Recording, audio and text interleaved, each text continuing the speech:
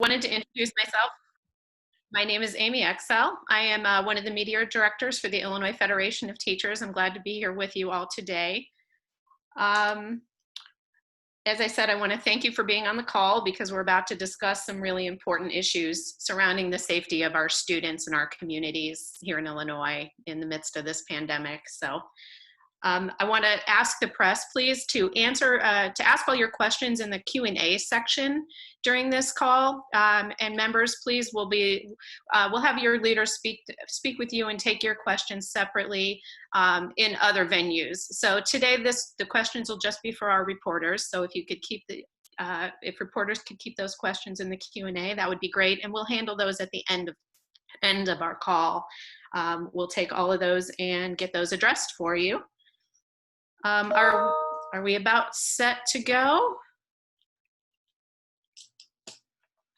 Looks like we're looking good. Arnaldo, we're okay? You're all good. Great. Okay, let's move on. I want to introduce John Miller. He will be kind of the MC of our conference today. John is the president of the University Professionals of Illinois, which represents 7 of the 12 Illinois public universities. John, you want to kick us off? Thank you, Amy, and good morning to everybody, and thank you for joining us.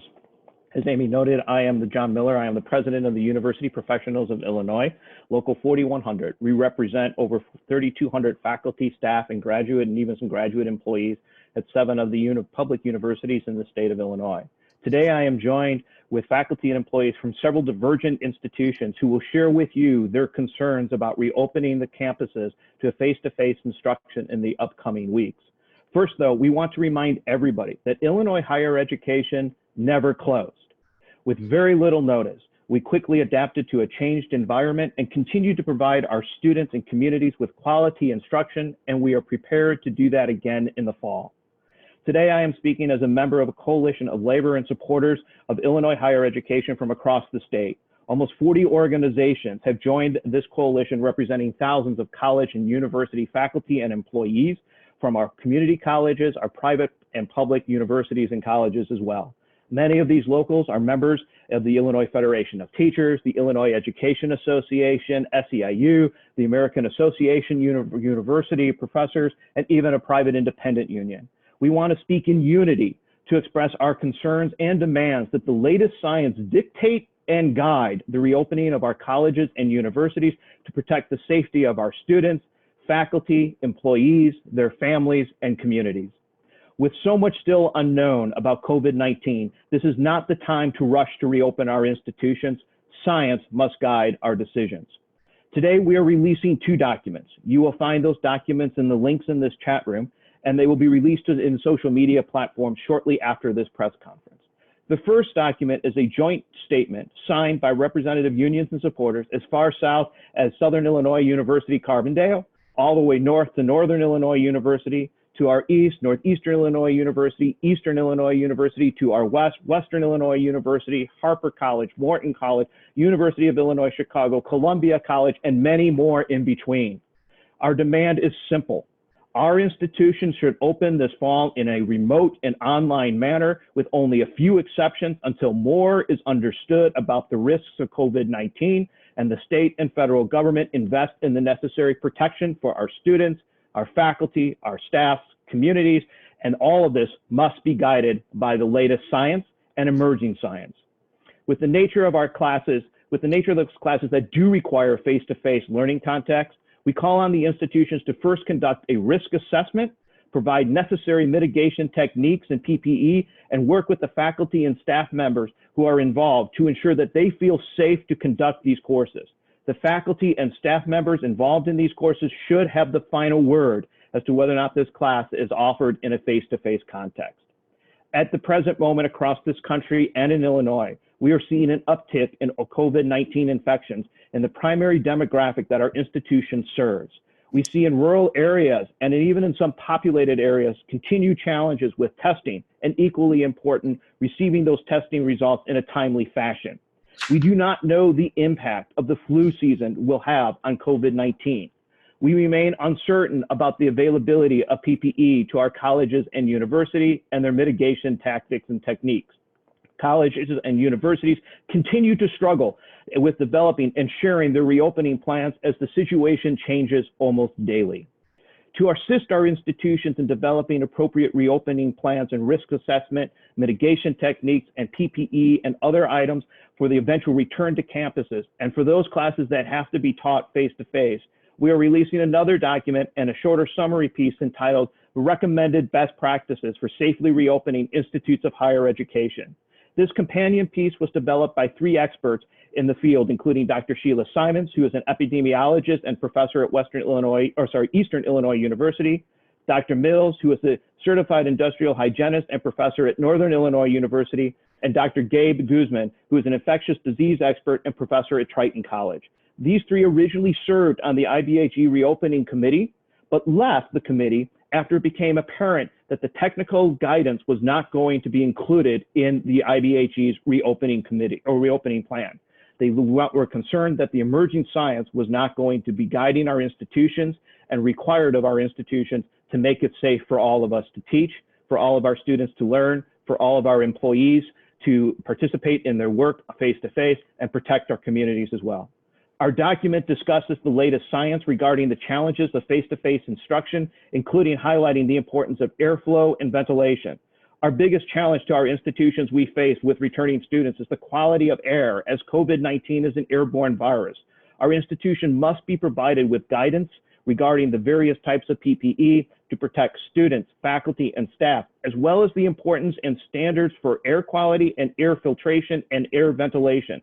The discussion about the mitigation of aerosols has been virtually absent in too many return to campus plans. The report highlights the importance of surveillance testing and decontamination and cleaning. And finally, the report also calls on universities and colleges to collaboratively work with faculty and employees, as well as the appropriate health agencies, to make decisions based on science rather than a desire to return to normal. Dr. Simons, Dr. Mills, and Dr. Guzman will be available after this press conference to talk about any technical questions you might have regarding the report. But first, I would like to introduce some of the faculty and staff who are joining us today. Our first speaker today is Dr. Billy Hung. Billy is a microbiologist professor at Eastern Illinois University. Dr. Hung? Good morning, everyone. So I'm going to share some of my thoughts on reopening. I know the pressure to open up our school is very real. I know I want to see my students too. But all the indicators about public health, about how people behave, and the amount of resources that each campus can devote to maintaining safety, all of these signs point to a very high likelihood that we're going to have outbreaks if we open up face-to-face. I have family members overseas in Taiwan and China, and I was actually in Taiwan over Christmas break when the virus first became news on the international scene. And I lived through the first few weeks over there when Taiwan geared up as a response to the outbreak. So I saw firsthand what some of the measures need to be taken and how effective they can be. And right now, I'm not seeing similar levels of response or to the same extent. We're seeing reports in the United States about student and public behavior where they congregate for parties and socializing, and that led to outbreaks. And then there's a resistance against face mask wearing, often promoted by elected officials. And I see a lack of resources on our campuses to adhere to the guidelines, such as, are we following the OSHA guidelines on air filtration? Are we checking the airflow in our rooms? The 6 feet distancing assumes a certain quality of air ventilation. If the air ventilation quality is not there, then 6 feet doesn't adequately protect us. And who is enforcing face mask policies in public shared spaces? Do the schools have the resources to do this? And, if we ask our students to wear face masks, who's making sure that these face masks are cleaned and maintained? Because just wearing a mask for days on end is not the recommendation. So there are so many little things that are, that affect the quality of safety of everyone on campus. And we know the virus spreads readily in conditions with sustained close proximity interactions, such as classrooms. And we must not underestimate the amount of precautionary steps that we need to maintain safety. Even low chances of spreading, when sustained over time with multiple dozens of interactions each day, can add up to significant risk. And the health and the safety of our students must come first. Thank you. Thank you, Dr. Hung. Besides impacting the faculty in the instruction in the classes, we know that the employees of our institutions will also be directly impacted. Our next speaker is Dr. Booker Crumby, or Mr. Booker Crumby, who is a building service worker at the University of Illinois Springfield. Booker? Good morning. You can hear me? Yes. Yes. Okay, well, I recently had a birthday. I'm in my mid-60s. So I am in a group of people who are at risk for having a poor outcome if I should get infected with COVID-19. I'm also a caregiver for someone in my age group who has multiple medical problems and who is also perhaps even more likely than I am to have a bad outcome from this infection. I work in a residence hall which houses approximately 200 students. And I recall in the early days of the pandemic, a residence hall being described as a stationary cruise ship. So I'm uncomfortable about that. I think from the date when classes were supposed to start to the day before Thanksgiving, it's something like 99 days, which to me is a relatively short period of time. But I think that we have an opportunity here to err on the side of safety, and I think that's the approach that we should take. Thank you, Booker. We appreciate those comments. As you can see, the impact of COVID-19 impacts not just only what's occurring with our students, but also with a lot of the workers at our institutions. It's not just a faculty issue, it's a staff issue, it's everybody's issues, and that's why we're here talking today, trying to provide the guidance and the direction and asking for everything to open remotely in the fall. Our next speaker is going to be Andrea Diamond. Andrea is actually a 30-year plus veteran of the Chicago theater scene and teaches theater at Columbia College. And you can see that the uniqueness of a theater class could certainly cause a lot of problems. Andrea? Thank you. Good morning. For those of you who aren't familiar, Columbia College Chicago is an arts and media school, and we are known for our hands-on interactive learning. And while we absolutely agree that every course that can be taught remotely should be, we think that when the college does negotiate with the union adequately robust safety measures, there are some courses that we must deal with in at least partially a hybrid fashion, some hands-on, some in-person interaction, like theater, dance, cinema. But because of that, of course, we are acutely concerned about what safety measures are going to be put in place. We have concerns about everything from having old buildings with no modern air conditioning, so there's a problem with air circulation. There are windowless studios. What kind of cleaning is going to happen for our shared equipment, to making sure that faculty are the ones who determine whether those courses can be taught effectively online or need to have that in-person component. At present, there are about 50% of the courses being listed as hybrid, partially in person, and that's way too many. That's well beyond the necessary threshold. It makes the risk assessment too high for us, and an unnecessary strain on the spaces and other resources available to make the campus as safe as possible for those who do return. And so far, it seems the administration is more concerned about the economics and the optics of being able to offer face-to-face and hybrid courses than the health and safety of the students, the faculty, and the staff. As non-tenured faculty, we're unionized, but my colleagues and I are also vulnerable. We teach the majority of those courses, but our employment in any given semester is precarious, and we get no health care through our employer. And so as the faculty who teach those hybrid courses, we're most at risk, and we are also the ones most threatened by the loss of work and the threat of being ineligible for unemployment should our personal circumstances or the level of risk make it untenable for us to teach in person. We're creatives and we're educators who are deeply invested in the quality of our students' educations, Most of us have worked at Columbia for more than 10 years and some for many decades. But we're also parents and grandparents. Many of us are in those high-risk categories or caring for family members who are in those categories. And too many of us are without adequate health care or with none at all. As you can imagine, those stress levels then are untenable and they're rising as each of us tries to calculate how much risk is acceptable. So when and if we're finally getting the complete information regarding what safety measures are put in place, and the number of hybrid courses are only those that must be taught that way, even then, no one must be forced to return to campus should they feel unsafe doing so for fear of losing their job. No one's life should be made hostage to their livelihood.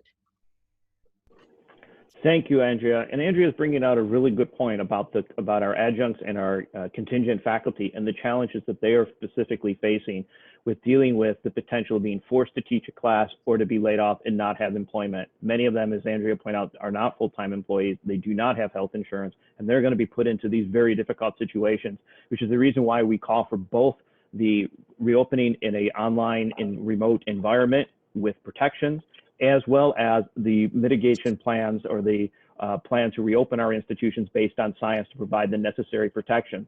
But additionally, we're also calling for the government, the federal and the state, to protect these employees by offering them extended unemployment insurance if that happens to them, so they can make a decision that is safe about themselves, about their own safety and their own health. But the issue, as I pointed out, is not just in the classroom, as Andrea is pointing out, in the uniqueness of a theater, but also in some of the unique contexts that we have in institutions. And one of those unique contexts is the library. Kevin O'Brien is the Doctor of Health Science Library, is a health science librarian at the University of Illinois, Chicago. And Kevin, can you talk and let us hear what your concerns are? Thank you. Good morning. Academic libraries are integral to the higher education and health professions education mission.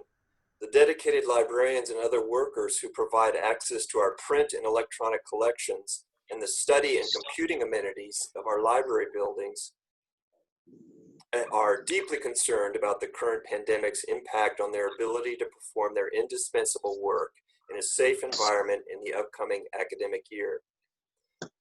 Many library buildings are large, old, and not designed to facilitate physical distancing of staff and users.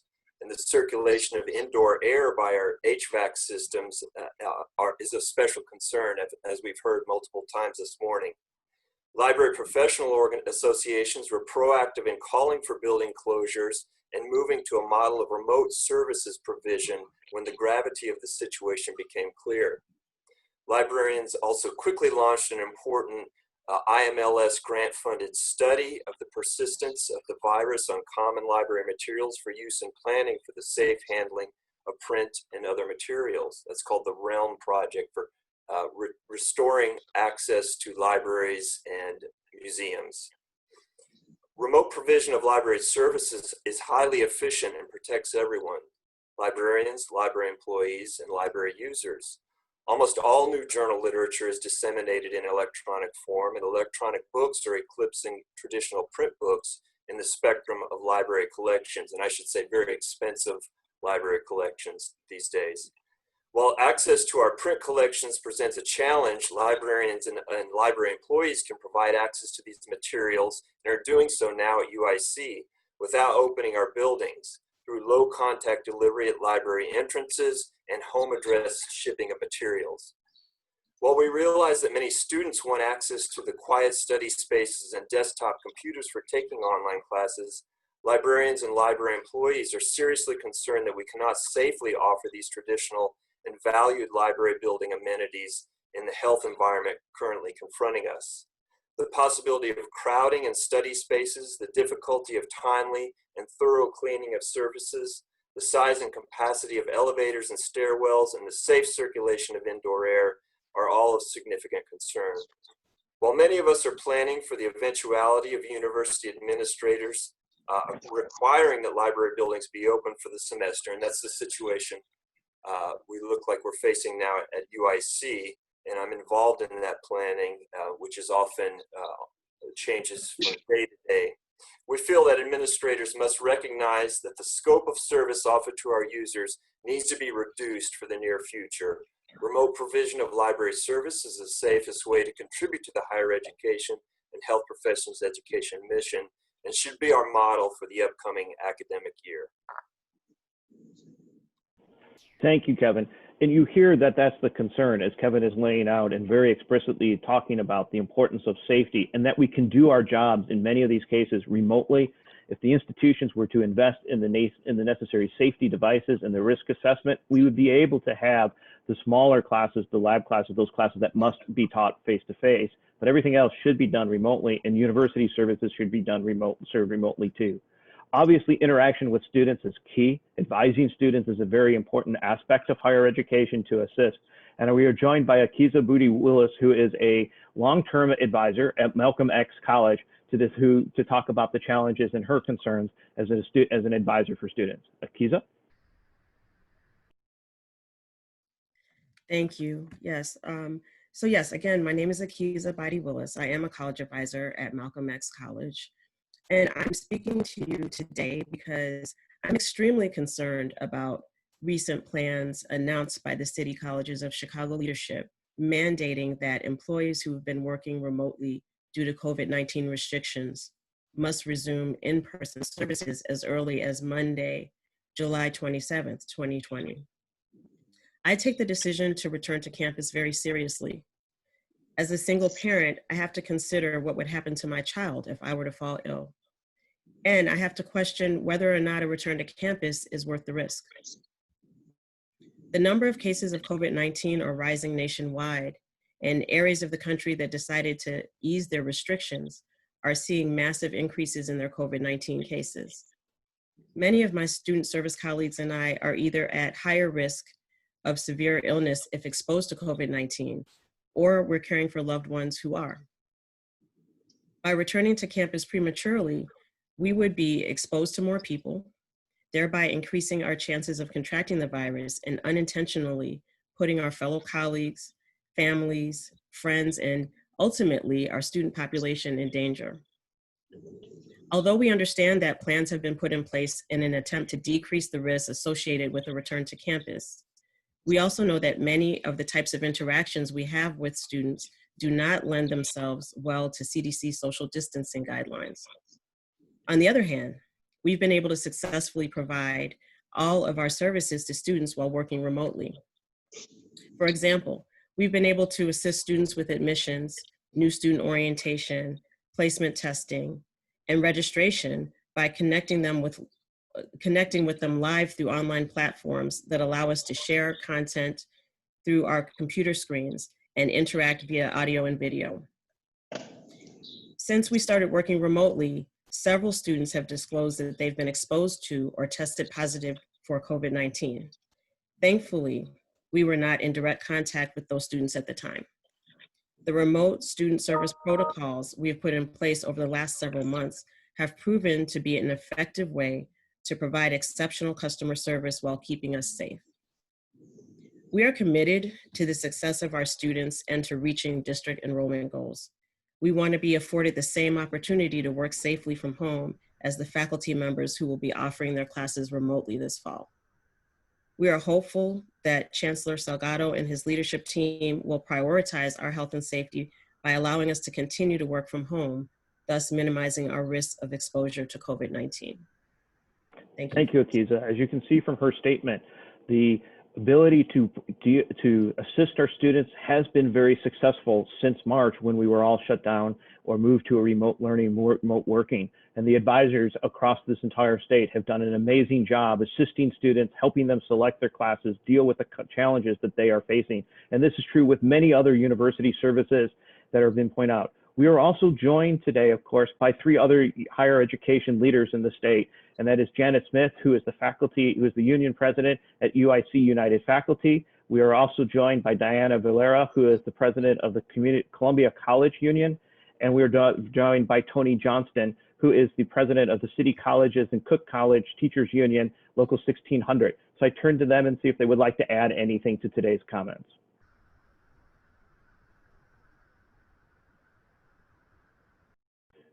You need to come off mute. There you go, Tony. This is Tony Johnston.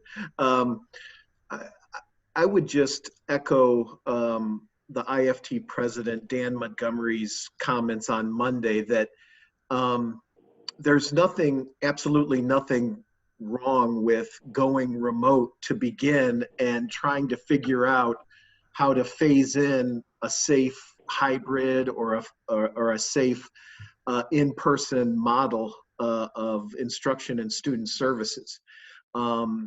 By forcing the reopening issue too soon, and we all agree that this is too soon, we're putting lives at risk. And so we would implore our administrations to go to all remote to begin the semester and continue the discussions about how to make things safe. Thank you, Tony. Janet? Yeah, I just want to add, first I want to thank the report writers who put out this best practices report and their courage actually to put it out after it was not included in the official document from IBHE. It's a very thorough document and I advise everyone to read it. I know academics, we might think it's a little bit long, but it's very thorough and it's what's needed at this point. And it's based on the most current science we have. The second point I want to underscore though is really the importance you've heard from everyone speaking of voice and the ability for faculty, staff, and we know students as well who have actually a lot of voice in making decisions about attending school. And we want to make sure that everyone who's part of the academic experience has that voice. So we're concerned at our university, and I know from other fellow faculty and teachers, that the faculty or the teacher voice needs to be heard and understood. We know how to teach in the classroom and we know what the issues are, but we also are individuals with health issues, personal health issues, as well as health issues as caregivers. Those need to be listened to as well. And that's a big struggle we're having at our university, I know elsewhere. So thank you everyone for speaking out on the particular issues you're dealing with. And I look forward to hearing more from others. Thank you, Janet. Diana, would you like to add some words? Thank you, everyone. And again, I can't thank you enough for putting this report together.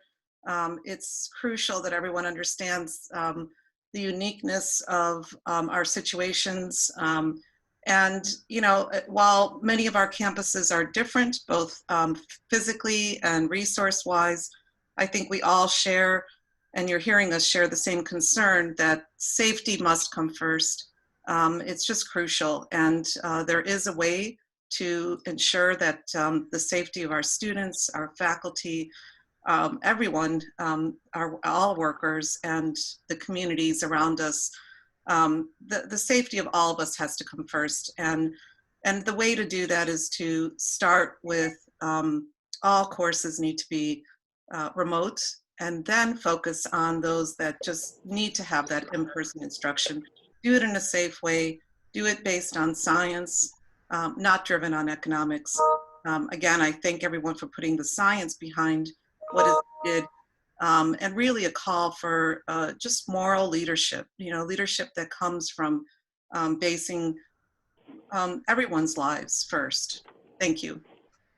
Thank you, Diana. I think what you're saying is very important and comes all the way back. We all have a desire to go back to normal, but normal doesn't exist and won't exist for quite some time if it ever comes back. The importance here is that we use the science, emerging science, and the newest findings to protect everybody's safety and health. There are too many unknowns about COVID-19 still. Our position and the coalition's position is very clear. We want classes to reopen in a remote or online session format initially with very few exceptions. And if those exceptions are going to be there, they need to be done with the agreement of the faculty and staff who are involved in those courses, utilizing the risk assessments and the tools that are available or need to be available. This will allow the institutions to invest in those specific classrooms to protect those students and those faculty moving forward. And at the end, we provide quality education, quality student services as we protect the safety of our students, our faculty, our employees, their families, and their communities. So thank you everybody for your words today and taking some time. I know we are now available for questions. Amy, would you like to help us lead us through taking those questions? You put yourself on mute, Amy.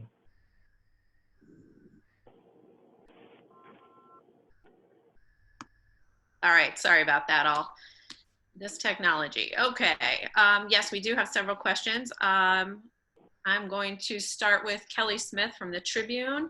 Her question is, how have the university and college presidents been to hearing these faculty and staff concerns? How open have they been, I apologize, to hearing these concerns? I will start with the answering. Thank you very much for that question.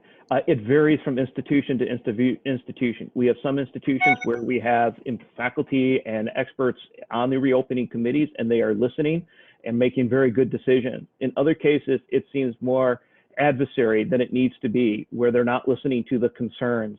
So it is a mixed gamut across. And this is one of the reasons why we're very disappointed with the IBHE's reopening document, because it doesn't include those specific guidances, which is creating this hodgepodge mess across the state of Illinois. And this is true at our private institutions, our community colleges, and our universities, that there needed to be a stronger, consistent message from the IBHE to do that. And if the IBHE is unwilling to do that, the governor needs to step in and take and help direct and provide that guidance. Would anybody else like to answer or comment on that? Okay. Billy. On our campus, there was a guidebook that was put out recently about the reopening process of face-to-face classes resuming. The process of making the guidebook has largely been opaque. It has not been open and transparent as suggested by the IBHE guidebook. So a lot of faculty feel like our voices were not heard. There were no periods for public comment or feedback. So the guidebook was just dropped into our laps and we had no way of really making an input into the process. So it has been frustrating. Thank you. Billy highlights a really good, important area, that voice is not being heard in several cases. And even in some cases, the institutions do not seem to be willing to or wanting to release their actual plans, or maybe they just don't have a plan other than the few bulleted points that they put up on their websites, which is causing a lot of challenges and problems across the board. Amy? Okay, we have a few questions from Kate McGee from WBEZ. One of the first ones, are there any schools in the state or elsewhere that you think are doing a good job at creating reopening plans? At the present moment, one of the institutions that we're hearing positive things is at Northeastern Illinois University. This is an institution where the faculty and the union is actually working together. They're moving much clearer to an online or remote learning process only. They have remained at phase 3 to protect their students and faculty, and they are listening. We haven't seen the final report there, but they would be one area where we're starting to see. And I think that illustrates the importance of collaboration, which is one of the things that our coalition is calling for, is a collaborative effort to try to push things forward. We need to understand, and I get what the university presidents are worried about, that they want to have a college experience, especially for new students that are coming in. But the college experience that we are used to having and that we offer our students just is not going to exist this fall. And that it is very important that we provide for the protection and safety. We all want to go back to do it. We have a desire to go back to face-to-face interaction, to be back on our campuses, to enjoy interacting with our colleagues and our students, to working and learning about that environment and working with them and experiencing what that is like for those students. But the reality is that the situation doesn't dictate that or doesn't permit that right now. Our hope is that eventually we'll be able to return, but we want to be able to return with very clear, safe procedures. Would anybody else like to add and comment on that?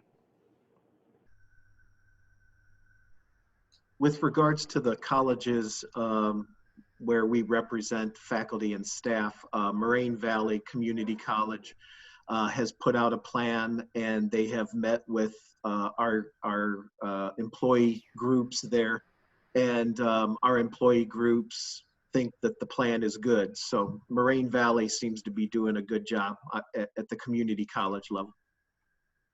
Thank you, Tony. Amy? Okay, the next one from Kate McGee at WBEZ. Do you have any unions in your current contracts that have the ability to walk off the job or strike if you're forced to return? Are you considering that option? Our hope is that we don't get to that point. Right now, we're asking the institutions and the university presidents, trustees, and the IBHEs to be able to do what needs to be done. Most of our contracts have safety provisions or safety clause that the institutions need to provide a safe, working, and conducive workplace environment to protect the safety. Our hope is that by having this press conference, by talking with the media, that the institutions will sit down and work with us collaboratively to design this. I know there are members out there who would like to see more actions done and are prepared to do more actions. Right now, I can speak from my perspective, our goal is to continue to have conversations with institutions, utilize the resources that are, or tools that are at our disposal, and then additionally call on the governor to intervene and to help if we have to get to that point. We want our students back in the classrooms, but we want them to be safe. We want our members to be safe, and we need the IBHE to issue a real guidance that is based on science and emerging technologies. Okay, Kate McGee's next question. Can any of the report authors who left the IBHE report provide more information or details about what IBHE leaders said about the technical expertise they did not feel was necessary?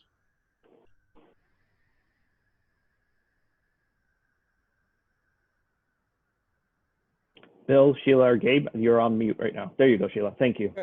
Hi, thank you. What had actually happened is after providing the technical expertise, it was in the report until they merged the three sections together. The three of us served on the health and safety group. After the three reports were put together, we noticed that they just simply removed that content, and the belief was that our recommendations were too restrictive. Thank you, Sheila. There was also issues, if I recall you saying about getting the data that you requested. Gabe and Bill, would you like to talk about that too? Okay, Bill? Bill? Actually, Gabe started it off, but I seconded him. Is on the very first meeting, the three of us all requested access to the raw data because we were want to be able to replicate what we're seeing being reported and wanted to see on an ongoing basis. We were assured that they would look into it. It was our understanding it was going to be received.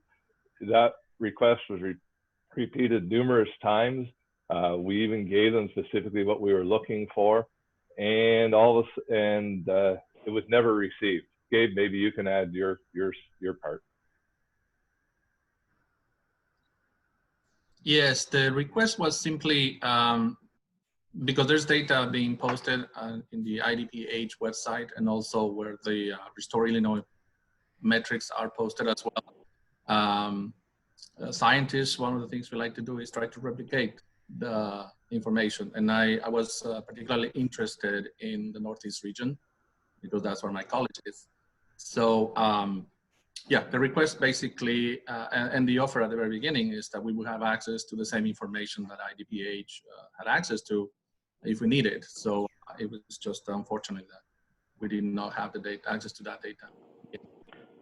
Thank you, Gabe. And this is where we come back, and I would comment and thank Bill, Sheila, and Gabe for the amount of work that they had did, not only during that, but also since writing an independent report and showing that their passion for higher education and the protection and safety of our students, faculty, and staff. And we really appreciate the time and effort that you put into that report. Thank you all very much for doing this work today. Amy? Okay, the next one from Kate McGee. This is Kate's last one. Have any faculty members at your universities been asked to sign liability waivers to return to campus? At this point, we have not seen that. We've also made it clear that we would not be, I can speak only from the UPI's perspective, that we would not be signing such statements if such statements were to be sent to us. We see that as a way to skirt their responsibilities to provide a safe and procedure. I know some institutions have asked faculty or staff to provide or to sign pledges in the state of Illinois, but not at the universities I represent. Janet, Diana, or Tony, would you like to add? That hasn't happened with our chapters yet. It hasn't happened at Columbia College. It has not. I know down at UIUC, they've put out a pledge, as you've said, and it's for everyone to sign. It's not quite the same as the same level of liability and accountability, but I think it's meant to put people out there to say that they are going to be responsible, which we all should be thinking about, but it raises the question of who's accountable and who's responsible if you don't follow it. And I think that puts the question for all of us as to what our role is in policing, if you will, the classroom, the spaces that we work in. I'm sorry, I want to add one quick thing. I do know that at St. Xavier University, the faculty there are being asked to sign waivers.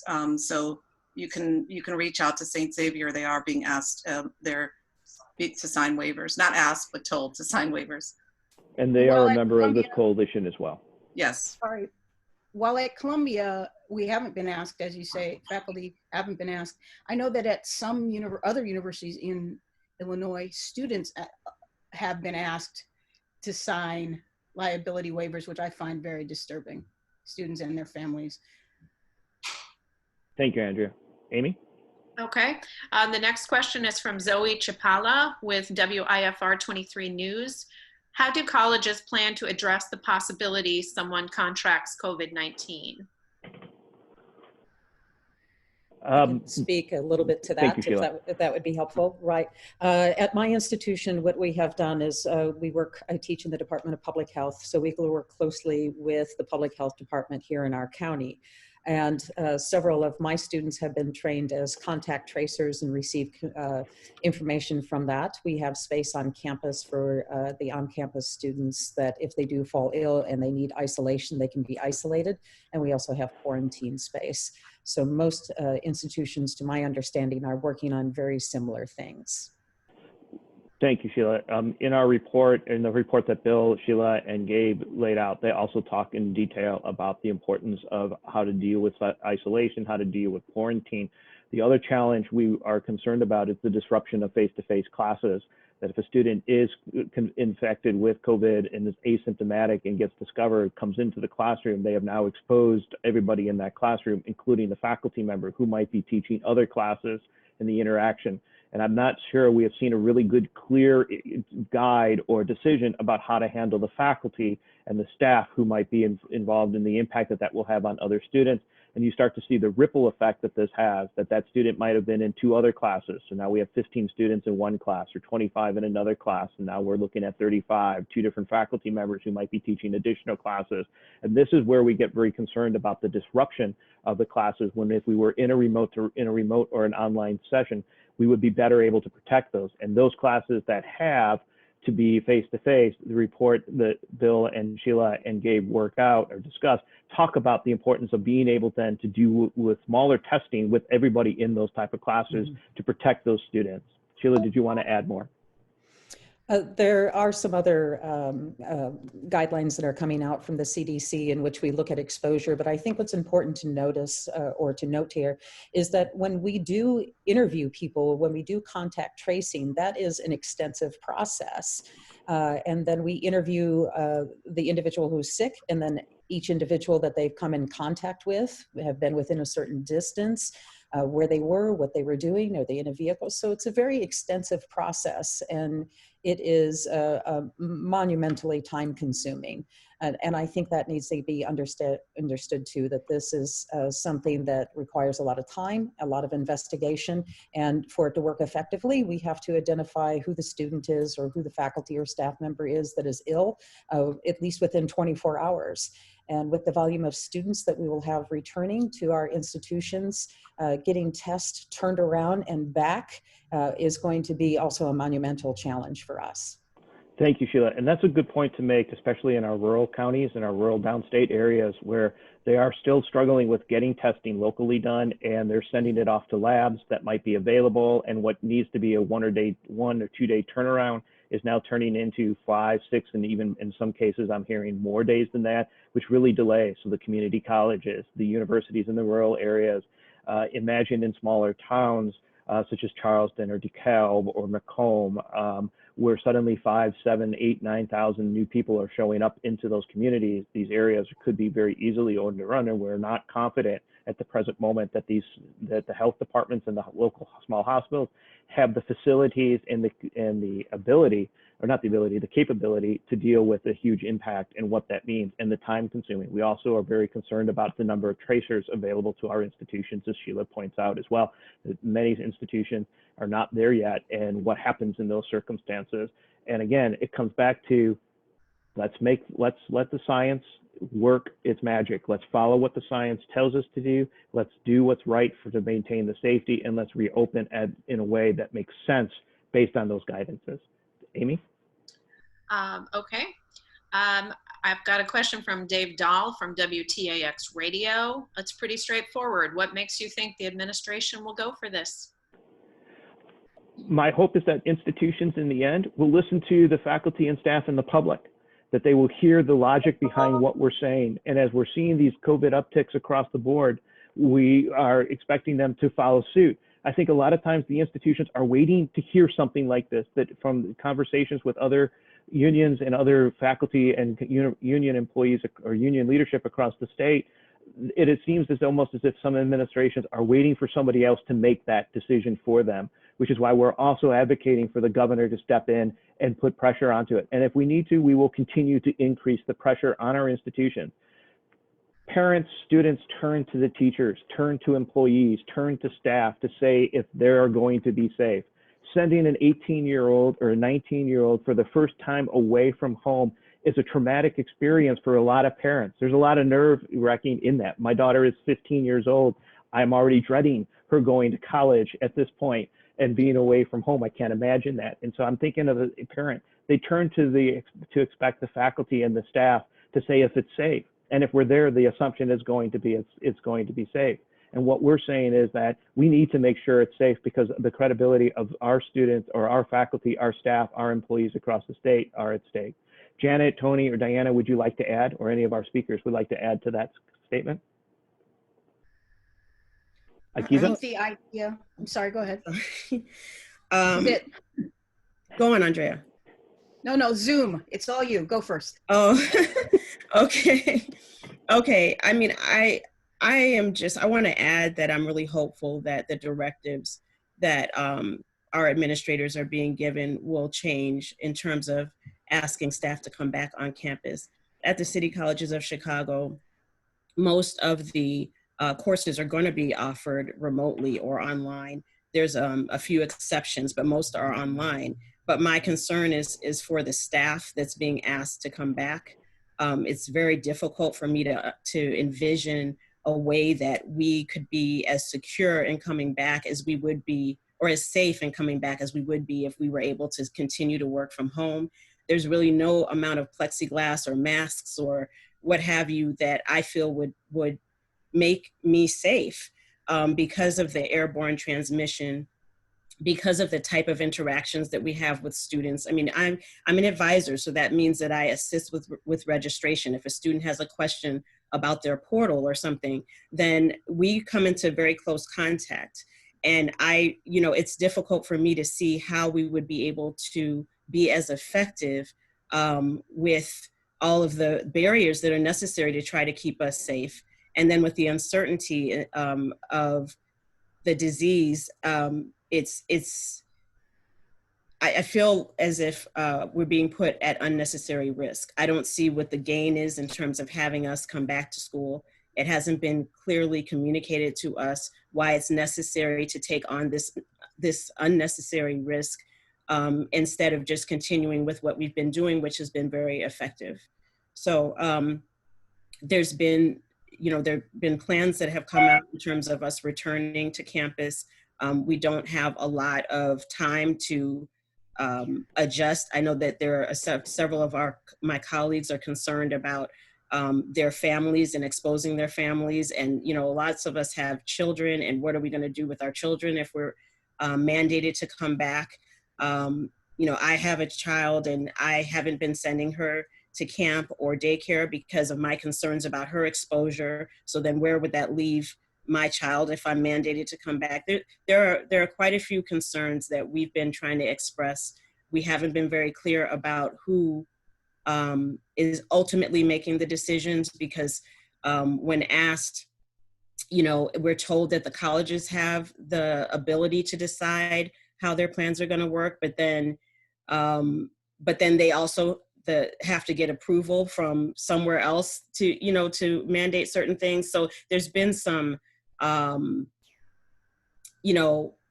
there's been some confusion or maybe even passing of the responsibility from one group to the other that makes it difficult for us to really pin down who we need to address in order to get changes in what these mandates have been.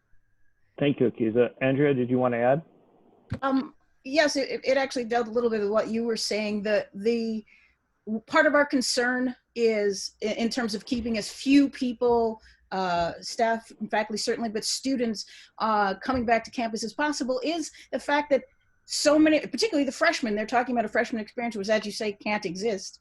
But those students who do come back to school, half of the point, they're adolescents, half of the point of coming to school is to be free. And so the idea that these young people will suddenly be very, very careful about how they behave when the point of college is not being careful. It's about being out there and exploring and for the first time being able to do whatever you choose and learn through your own mistakes. This is a dangerous time to allow too many of them to make too many mistakes. And so I believe that is so much a part of why our concerns are so great for keeping those numbers as low as possible, because of then whatever kind of behaviors, which we of course cannot control, will bring as little risk as possible back to the campus as they return to classes and to their dorm rooms and their apartments all over the city, etc. Thank you, Andrea. I see, Bill, you want to jump in. So as a scientist, I would say we've already done the small scale experiments that tell you where this is probably going to end up. We've seen this in the early reopening. We've seen outbreaks with fraternities or young people at universities. People have heard of COVID-19 parties. There's some good quotes from young people who got COVID-19 from them. There is no need to continue to do the scientific experiment on this, in my opinion. Public health says we already know what the answer is. We know that young people just scientifically are not going to, it's very difficult for them to follow the proper procedures. Thank you, Bill. Appreciate that. Amy, any other questions today? We do. Peter Medlin from WNIJ Public Radio. His question is, at this point, based on what we know, can you envision it being feasible for faculty and staff to return before 2021? I don't know how to predict the future. And so I would return to our scientists, and Bill and Sheila and Gabe, to give their insight on that one. Bill or Sheila or Gabe, would you like to try to answer that? Bill? I'll go first. The challenge here to me as a scientist is not the technical aspects. We know how to do this. We've got experience. I teach environmental health and safety. My students I know a number of students who've had successful protection of workers where there has been COVID. And so we know how to do it technically, and we know how to prevent infections from spreading. It takes resources, financially and equipment, and I don't see those there, and I'm not seeing the ramping up. I don't know why we're not using for things like the Defense Production Act to use it to produce domestically much more protective equipment and engineering controls. So I think it's feasible technically. I'm not sure it's there in terms of resources or political will. Thank you, Bill. Gabe or Sheila, would you like to jump in? Yes, I think the statement is not that we're not returning, because it's obvious that in any university there are activities that have no replacement in an online environment. My very personal opinion is that resources must be focused on those and try to provide the highest degree of protection. So it's not like it has to happen in every single building in a campus, when most of what we do can be done remotely, should be done remotely. So whatever resources are in an institution, it can be focused on keeping the very essential personnel needs to be there as safe as they can. This, of course, is a larger conversation between the institutions and their own constituents, right? There are just a large number of schools in Illinois, and every school will have to face the same challenge. There is not a one size fits all, but I think the common thread is if safety is paramount, then where do we put the resources to keep those who necessarily have to be on campus as safe as they can possibly be? So that's the way I see it. So it's not that we're not returning. Maybe it can be returned in phases, but all of those discussions need to happen internally at every school, because every school is different. Thank you, Gabe. I appreciate that. I know we only have a short period of time left, and there are 2 more questions left. Amy, would you like to? Sure, I have Maggie Hrdecki from WIFR. Will students, professors be properly excused from class responsibilities if they contract or come into contact with COVID? Best to our knowledge and what we have seen so far is, yes, certainly sick leave policies would come into play. But here comes the challenge, is the disruption of the learning that occurs in those classes, and how do we then deal with the disruption in the other classes and the learning that occurs? Janet, Tony, or Diana, do you want to add more to that? I think, John, just what you said is important. I think we have to think about, even if you don't get COVID yourself, if you're in contact with somebody and you have to quarantine, think about it. If you have a class of 30, 40, 50 people even, right? I mean, how do you deal with every student who you might have contact with, or multiple classes? And I don't think we've thought through that math problem, but you can imagine being quarantined the whole semester. Thank you, Janet. Amy? Okay, and the last question we have is from Kelly Smith with the Tribune. What are the biggest concerns faculty and staff have about keeping classes remote that haven't yet been addressed by their institutions?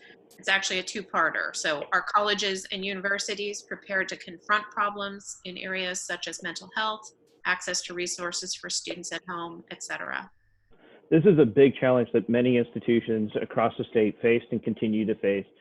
In terms of mental health challenges, there is no easy answer. We do know during the close and the shutdown in the spring, many of the institutions did maintain, kept their counseling offices open to a very small extent in order to assist students who were having challenges. But they were also then given permission, in certain cases, there are some licensing issues that are involved in this, to be able to work with students one-on-one via Zoom or some other similar, more controlled technology to protect the privacy of those conversations. Additionally, we are concerned about the technology issues that are involved in there with remote. This is particularly true in certain areas of the state, even in urban areas of the state, that the institutions do not have, certain areas of the state do not have very strong or reliable internet access. We know some institutions were able to provide tools, computers, various webcams and the like to be able to do this. But I think this is a very important issue here to talk about, that the longer the institution delays this type of decision, the less time they will have to address these issues. Making this decision now provides a chance for everybody to start working this way and to address those students who will lack the resources necessary to be able to continue learning. We don't want to see any student removed. And this also then comes back to the federal government's necessity of actually funding these programs, funding higher education, funding K through 12, putting resources into these online, into internet, and dealing with these blackout areas that we have across the state. Anybody else want to add to that? Cool, thank you. Amy, is that the last question? I think we're actually all set. So let's, I think we're ready to wrap up. Did you have any last comments, John? Thank you very much for everybody for joining us. What you're hearing today is a cross-section of faculty, staff, employees from universities, colleges, our private colleges as well. This joint statement shows a concern to protect the safety of our students, our faculty, our employees, our communities, and their families. We're releasing a report and putting the effort and the time and the resources behind that report in order to help our institutions move. And we ask the institutions to do the work that they need to do and to make sure that they put the safety first. Let's make that decision now so that we can make the adjustments there. We all have a desire to return back to normal. That's not going to happen. We need to allow science to do that. I want to thank all the panelists, Kevin, Billy, Akiza, Andrea, and I know Booker had to go back to work for joining. I certainly thank Diana, Tony, and Janet for joining us today. And to Gabe and Sheila and Bill, thank you so very much for all the energy and time. You have really stepped up and really assisted the state of Illinois in higher education with this report. And we ask one last thing, and that is to the governor of Illinois, please listen to what it is that we're saying here today. Please take and look at our report, look at the joint statement, meet with us. We'll be glad to clarify any statement or any question, but we need a strong leadership to be able to help these institutions make the decisions that are necessary and make those decisions now.